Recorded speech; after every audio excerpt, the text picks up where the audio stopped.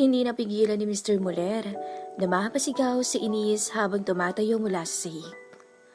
Halos magtagpo ang kilay at malukot ang noo niya habang nakatingin sa akin. Sorry sir. Sagot ko at agad na nag-isip ng palusot. Binangungot lang po ako eh. Dagdag ko bago umusog pabalik sa gilid ng kama. Nasaan ang mga unan? Tanong niya habang nakatingin sa malaking espasyo sa gitna ng kama. Hindi ko po alam. Mabilis kong sagot at hinanap ang mga to sa parte ng sahig na nasa gawi ko pero wala roon. Tiningnan ko naman sa may paanan namin ngunit wala rin. Pero nang silipin ko sa sahig na nasa may gawi niya ay naroon ang mga unan. Agad akong napatingin sa kanya. Ayokong magbintang. Pero mukhang siya ang may gawa, kaya nawala ang mga unan sa pagitan namin. Sir, bakit po nasa gawin niyo yung mga unan? Inalis niyo ho ba? Mas lalo pang kumunot ang noo niya. Are you accusing me? Anya bago ako pinalingkitan ng mga mata. Hindi po. Sagot ko at mabilis na nag-iwas ng tingin. Hindi po kasi talaga ako ang nag-alis ng mga unan eh. At kung aalisin ko man po yun, sana nasa gawi ko yung mga unan o di kaya inasa paanan natin. Paliwanag ko. So you're basically suspecting me. Sambit niya bago umiling. You know what? There's no sense in talking about things that we have no idea about. Anya bago naglakad papunta sa closet niya. Hindi na rin naman ako makakabalik sa pagtulog, so better workout na lang. Tumango lang ako sa kanya bago ko humiga pabalik. Bala ko pa sanang matulog muli, pero nang makalabas siya ng kwarto at naging tahimik muli ang paligid, naalala ko na naman ang nakapa ko kanina.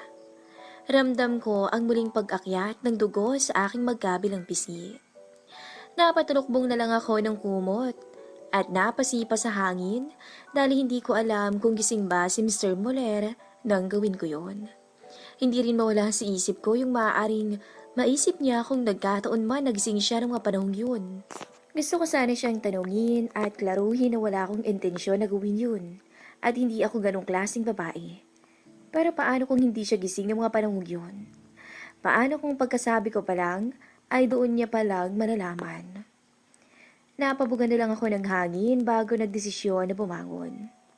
Pagkatapos kong maghilamos, ay bumaba na ako at nagtungo sa kusina para maghanda ng umagahan. Nadatnan ko roon si Nanay Feli na naghahanda na ng mga lulutuin. Good morning po, Nay Feli. Bati ko sa kanya. Good morning po, ma'am. Sagot niya sa akin at ngumiti ng matamis. Napaaga po yata kayo ng gising ah. Maaga nitong oras talaga ako usually nagigising.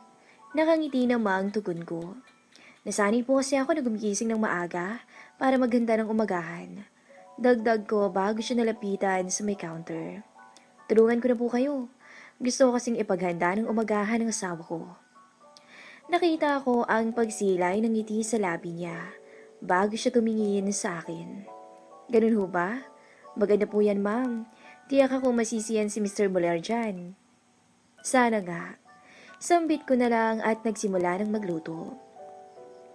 Simple lang naman ang naisip kong lutuin. Sinangag, bacon at fried egg. Maganda pa nga sana kung may tuyo eh. Perfect sanang ipares yun sa mainit na kape. Pagkatapos kong ihanda ang mga niluto ko ay inilagay ko na to sa isang malaking tray para dalhin sa second floor kung saan nagwo-work si Mr. Muller. Pero habang paakyat ako ay nakasalubong ko si Lolo Henry na mukhang kakagising lang din. Good morning po, Lo. Matamis na bati ko sa kanya. Good morning din, Iha. What's that? It's that for me? Anya at Yumisi. Hilaw akong napangiti sa kanya bago umiling. Pasensya na po kayo pero para kasi kayo real to eh. Sagot ko sa kanya at nakita ko pa ang bahagyang pagkunot ng noo niya. Really? Akala ko hindi mahilig sa fried rice ang apo ko. Anya kaya bahagyang nanlaki ang mga mata ko. Seryoso po kayo? Kasi palagi niya akong sinasabihan na magluto nito eh. Palusot ko na lang. Does he really hates it? Dagdag ko at hindi na mapigilan ang kaba dahil paniguradong mag-aaladragon na naman si Mr. Muller mamaya. What are you two talking about? Kapwa kami napalingon ni Lolo Henry sa unahan nang marinig namin ang boses ni Mr. Muller. Agad ko siyang hinagilap at nakita siyang naglalakad palapit sa amin habang tumatagaktak ang pawis niya. Taas baba ang kanyang mga balikat habang hinahabol niya ang paghinga. Pati buhok niya ay basang-basa ng pawis. Kitang-kita ko pa ang iilang butil na gumugulong mula sa noo niya pababa sa mukha niya. Mukhang kakatapos niya lang mag-workout. Oh, your wife prepared your breakfast, iho. I didn't know you like eating fried rice now. Sambit ni Lolo Henry at kitang-kita ko talaga ang pagtingin sa akin ni Mr. Muller. You didn't tell me na ayaw mo pala ng fried rice. It seems like I made you eat something you didn't like for a few times now. Sambit ko na lang at hilaw na umiti. Pero sa kaloob-looban ko ay halos mawasak na ang ribcage ko sa lakas ng kabog ng dibdib ko. No, I love eating everything you make for me. Sagot niya sa akin at matamis ng umiti. It was true that I used to hate that before, but I started liking it after you made it for me. Nasabi ko na lang bago tumingin kay Lolo Henry. Why don't we eat together na lang? I'll prepare something for you too, Lolo. Just toast me a bread, iha. Mabilis niyang sambit. And a cup of coffee with no sugar. Okay po. I'll go ahead and prepare them. Sagot ko bago dali-daling bumaba. Patay talaga ako nito mamaya. Sigurado akong bubugahan ako ng apoy ni Mr. Muller, lalo na at dahil sa akin ay may pipilitan siyang kumain ng hindi niya gusto. Gusto mo ba talaga ako ipahamak, ha? Iyon agad ang bumungad sa akin nang makapasok ako ng kwarto. Halos mag-isang linya na lang ang kilay ni Mr. Muller habang naniningkit ang mga matang nakatingin sa akin. I told you to be very careful. Napapikit ako nang hindi na niya napigilan ang pagtaas ng boses niya. Paano kung hindi nagtugma ang sagot natin kanina? Dinabukin tayo. Everything I did just to make my plan work will go down the drain just because of one stupid mistake. Sorry sir, ginawa ko lang naman yun dahil ginampanan ko lang naman yung pagpapanggap kong asawa mo. Pag-depends ako sa sarili ko. Hindi naman pwedeng maghintay lang ako palagi sa sasabihin mo sa akin eh. Dahil alam ko rin naman na busy kang tao at marami kang iniisip. Dagdag ko bago huminga ng malalim para humugot ng lakas na tingnan siya sa mga mata niya. Gaya niyo, gusto ko na rin hong matapos tong pagpapanggap na to. Tumingin lang siya sa akin bago bumuga ng hangin. You better tell me everything you do para alam ko rin kung ano ang gagawin ko sa harapan ni Lolo. Anya bago tumalikod sa akin. Bumalik ka na sa baba at baka magtaka na si Lolo. Okay po sir, sagot ko sa kanya. Pero bago ko tuluyang lumabas ay muli ko siyang nilingon. Sir, kanina pa ako naiinis sa pagtawag mo sa akin ng sir. Mabilis niyang sabi bago matilim na tumingin sa akin. I told you to call me by my name, right? Paano na lang kung marinig tayo ni Lolo? Sorry. Mabilis kong sabi sa bayo ko.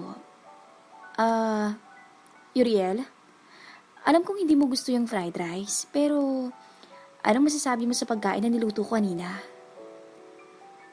Hindi ko mapigilang paglaruan ng mga daliri ko habang hinihintay ang magiging sagot niya. It was fine. Matagal na akong hindi kumakain ng fried rice, but it wasn't bad at all. Anya bago tumuloy sa banyo. Napatitig na lang ako sa pinto ng banyo at hindi ko namalayan na unti-unti na pala akong napapangiti. Hi Christine! Bungad sa akin ni Margo mula sa front seat nang makapasok ako sa kotse. Todong ngisi pa siya sa akin na parabang close kami. Bakit ka nandito? Masungit kong tanong dahil hindi pa rin talaga nawawala ang inis ko sa kanila. Makikisabay, anya bago sumilip sa labas kung saan nag-uusap si Logan at Lolo Henry. Ang tagal naman ni Logan, anya bago muling sumilip sa akin. So, maghahani mo na talaga kayo ni Bon? Tumango lang ako dahil wala ako sa mood na makipag-usap sa kanya. Binuksan ko na lang ang cellphone ko at napangiti nang mabasa ang pangangamusta sa akin ng aking ina. Galit ka ba sa akin, Christine? Tanong niya sa akin. Napataas pa ang kilay ko dahil sa sinabi niya. Really? Itatanong mo sa akin yan? Hindi ba obvious? Hilaw siyang napangiti. I know this might be too late. Pero gusto ko rin mag-sorry sa nagawa namin. It was really our fault. At alam ko rin na wala na kami magagawa para baguhin ang nangyari. But at least, let me make it up to you. Mahaba ang litanya niya. Ask me anything. No need. Walang emosyong sambit ko sa kanya. Nangyari na ang nangyari, Marco. Just help me and Mr. Muller at ang matapos ng pagpapanggap na to. Yun na lang ang gawin mo.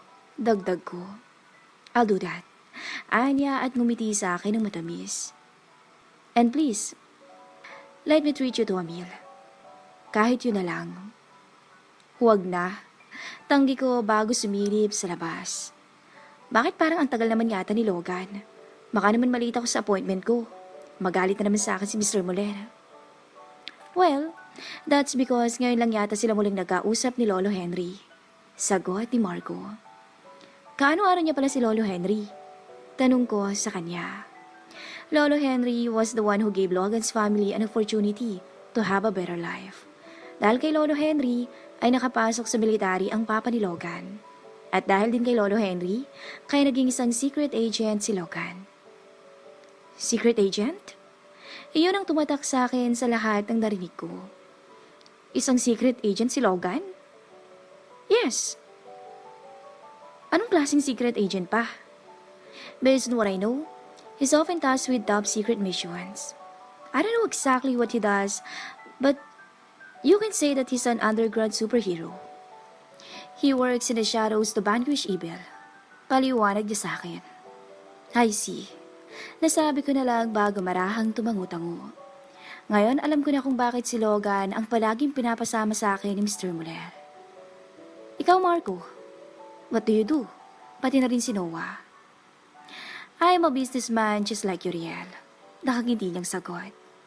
I can offer you a job if you want. No need.